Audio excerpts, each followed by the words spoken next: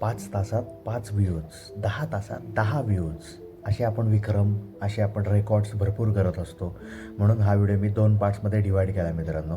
आता ह्या मागच्या पार्टमध्ये मी तुम्हाला फक्त 1-2 काही अपडेट्स होत्या तेवढ्याच सांगितल्या, मोबाईलबद्दल सांगितलं. आणि आपण आता आमची जी ट्रिप झाली होती कोकण ट्रिप, त्याची थोडक्यात समरी आणि त्याचा एक्सपेन्स, त्याचा खर्चाचा ब्रेकअप. आणि तिसऱ्या म्हणजे ह्या व्हिडिओच्या एंडिंगमध्ये ना खूप महत्त्वाची गोष्ट बोललो आहे, ती जर तुम्हाला पाहिजे असेल तर नक्की बघा. त्याची मी हायलाईट्स आत्ताच टाकून देतो मी काय नक्की बोललो ते. तर जुलैच्या 12 तारखेला किंवा जुलैच्या मिड वीकमध्ये 15-20 तारखेच्या ह्याच्यामध्ये आत्ता फिरायला जाणं योग्य आहे का पावसाच्या दृष्टीने. पण गर्दी, मी हा शब्द ना का यूज करतो माहिती का, ह्याच्यातला सगळ्यात मोठा शब्द आहे की सिविक सेन्स. तर हॅलो नमस्कार शुभ संध्याकाळ मित्रांनो, कारण की तुम्ही हा व्हिडिओ संध्याकाळी पाहताय. हॅलो नमस्कार शुभ संध्याकाळ मित्रांनो, स्वागत आहे तुमचं पुन्हा एकदा आपल्या युट्यूब चॅनलमध्ये श्री थॉट्समध्ये. आणि पुन्हा एकदा इन्फॉर्मेटिव्ह अशा एका व्हिडिओमध्ये तुमचं मनापासून स्वागत आहे. चला आता व्हिडिओला स्टार्ट करूयात. आणि मी काय बोललो होतो ना त्याचं तुम्ही आत्ता हायलाईट पाहिली असेल तर हा व्हिडिओ नक्की पूर्ण पहा, कारण की 100% इन्फॉर्मेशन मिळणारच. चलो ऑलराईट. तर सगळ्यात पहिले तुम्हाला ना शॉर्टमध्ये आपले सगळे ट्रिपची समरी सांगतो. म्हणजे आपण फ्रायडे सॅटर्डे अशी ती ट्रिप केली होती.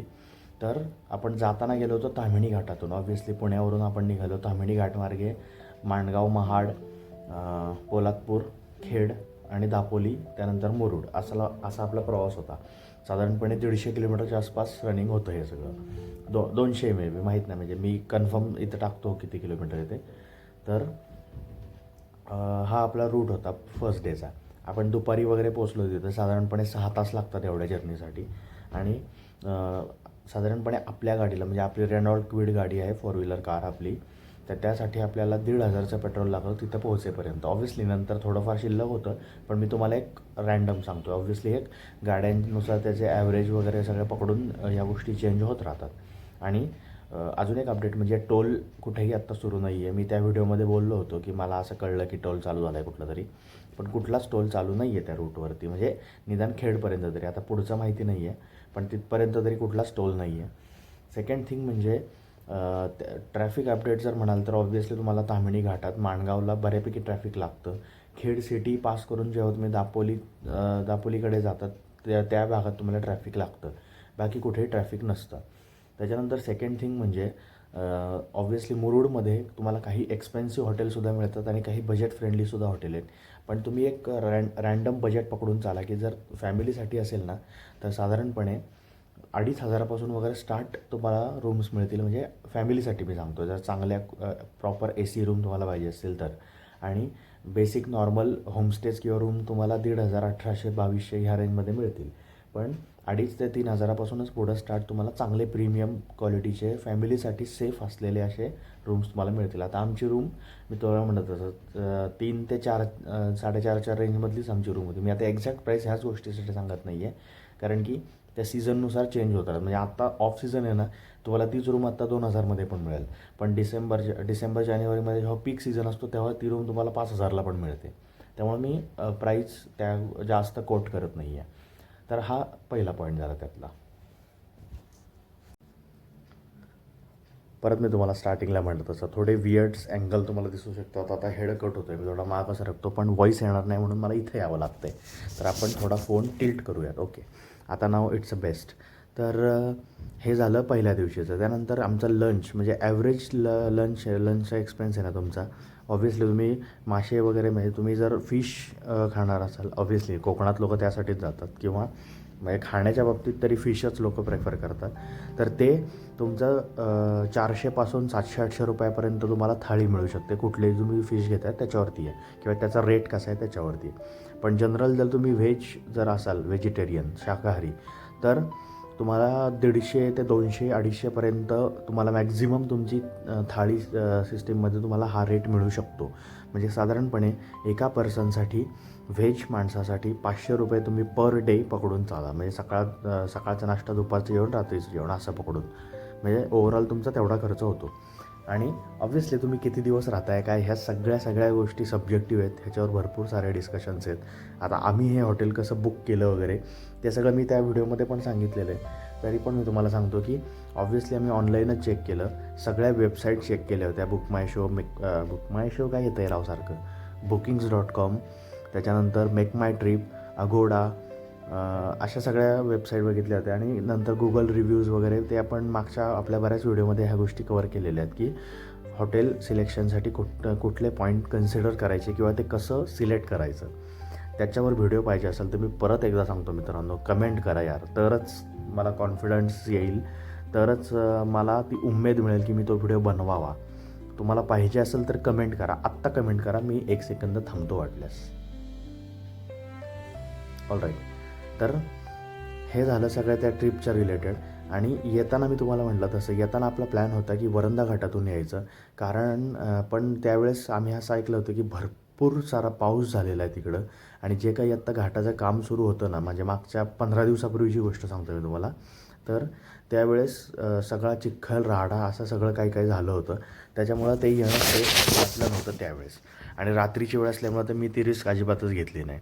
त्यामुळं आम्ही परत रिटर्न ताम्हिणी घाटातूनच पुण्याला आलो. आणि मग पुण्यावरून आम्ही भोरला गेलो होतो, कारण की भोरला आम्हाला जाणं गरजेचं होतं काही पर्सनल कारणांमुळे ऑब्व्हियसली. तर असा तो सगळी आमची ती ट्रिप राहिली होती. तर पेट्रोलचा खर्च साधारणपणे 4,000 वगैरे झाला. तिथल्या हॉटेलचा खर्च 5,000, म्हणजे साधारणपणे 10,000ला वगैरे आपल्याला ती ट्रिप पडली होती 2 दिवसांसाठी. ऑब्व्हियस मी परत एकदा सांगतो, या सब्जेक्टिव्ह गोष्टी आहेत, पण मला जो काही खर्च आला तो मी तुम्हाला सांगितला. कारण की आपण नॉनव्हेज खात नाही, आपण ड्रिंक करत नाही, त्यामुळं बाकीचा कुठलाही खर्च ॲड नव्हता याच्यामध्ये. तर असा सगळा आपला सिनॅरिओ झाला. आता परत एकदा येऊयात आपल्या चॅनलच्या काही अपडेट्सकडं. फटाफट मी 2-3च पॉईंट आहेत ते कवर करतो आणि आपण हा व्हिडिओ एंड करूयात.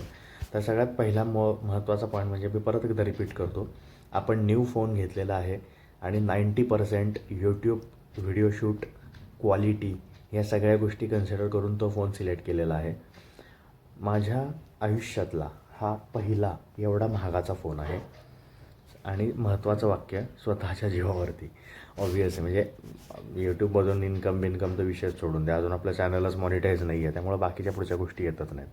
पण म्हणजे मला अजून पण आहे ना, म्हणजे आता ऑलमोस्ट 15-16 तास होत आलेत मग फोन घेऊन, पण अजूनही मला बिलीव्ह होत नाही आहे की मी एवढा महागाचा फोन, एवढा मोठा फोन मी घेतला आहे. आणि तो मी अजूनही त्याच म्हणजे काय म्हणतात त्याला, एन्झायटीमध्येच आहे मी अजून. म्हणजे अजून मी त्या आपण म्हणतो ना, एक धक्का लागतो आपल्याला आनंदाचा वगैरे, तसं काहीतरी झालं आहे.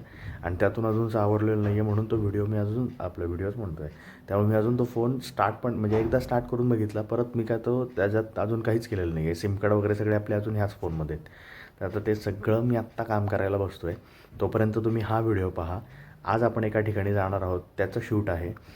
तर ऑब्व्हियसली बऱ्याचशा लोकांनी गेस केलं असेल की आत्ता काय चालू आहे आणि आपण कुठं जाणार आहे. आणि मी आहे ना, आजच्या डेटला म्हणजे जुलैचा आता 10 तारीख, 11 तारीख, 12 तारीख आहे आज.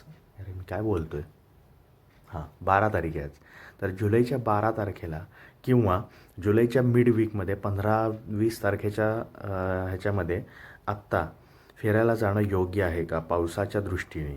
ऑब्व्हियसली आता 2 दिवस झाले जरा पाऊस उघडला आहे, तरी पण घाटांची काय कंडिशन आहे, रस्त्याची काय कंडिशन आहे, किंवा हिल स्टेशन जे काय कुत्र्यासारखी जिथं गर्दी होती ना, मी लिटरली हा शब्द वापरतो, सॅटर्डे संडेला तिथं जी काही गर्दी असती ना, म्हणजे ट्रेकिंगसाठीच्या जे स्पॉट आहेत तिकडं म्हणा, किंवा हिल स्टेशन जे आहेत म्हणजे लोणावळा, महाबळेश्वरसारखे, तिकडं काय कंडिशन आहेत ना, ह्याचे लाईव्ह अपडेट्स. आता हे काय म्हणजे आपलं न्यूज चॅनल नाही आहे, तरी पण एक आपण मोठी म्हणतो ना आपण, एक थोडक्यात आपण जरा ह्या सगळ्या गोष्टीचा आढावा घेणार आहोत. तर मी त्याचा देखील एक व्हिडिओ बनवेन, जेणेकरून तुम्हाला पण जर तुम्ही काही प्लॅन करत असाल तर तुम्हाला हेल्प होईल त्या गोष्टीची.